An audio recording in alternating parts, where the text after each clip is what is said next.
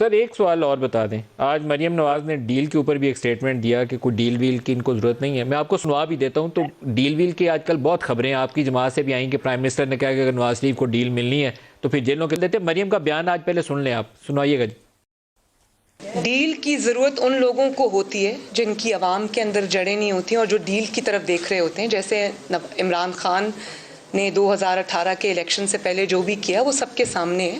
मुस्लिम league नून सिर्फ एक चीज़ चाहती है, एक चीज़, और वो है फ्री एंड फेयर इलेक्शन। तो सर अली साहब, कोई नवाज शरीफ के लिए कोई डील की कोशिश हो रही है? कुछ चीज़ें आगे हिली हैं देखिए, या कुछ बिल्कुल कुछ वकला ने जाके मेरे ख्याल में पिटिशन वगैरह फाइल करने की कोशिश की कि जी उनके के जो लाइफ टाइम बैन ना लगे ये वो।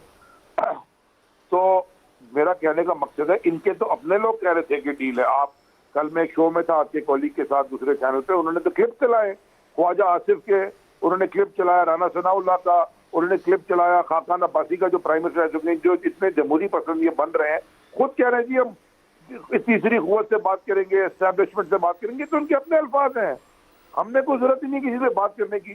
साफ और मजे की बात, मैं कहता ना वो एक और भी मुहावरा है उर्दू जुबान का, उल्टा चोर कोतवाल को डांटे।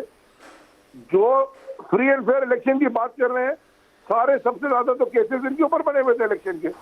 तो सर ये जो नवाज शरीफ के लिए डील है, 4 सीटों को खोलने के लिए इनकी हमने धरना किया था, 4 सीटों को खोलने। अली जैदी साहब, ये नवाज शरीफ के लिए डील के लिए कोशिश कर कौन रहा था? क्योंकि आपकी जमात से भी रद्दमल आया था और वो कल क्लियर कर दिया है एसपी आबे की कोई डील डूल नहीं। हमने क्या जरूरत है जाने की किसी के पास।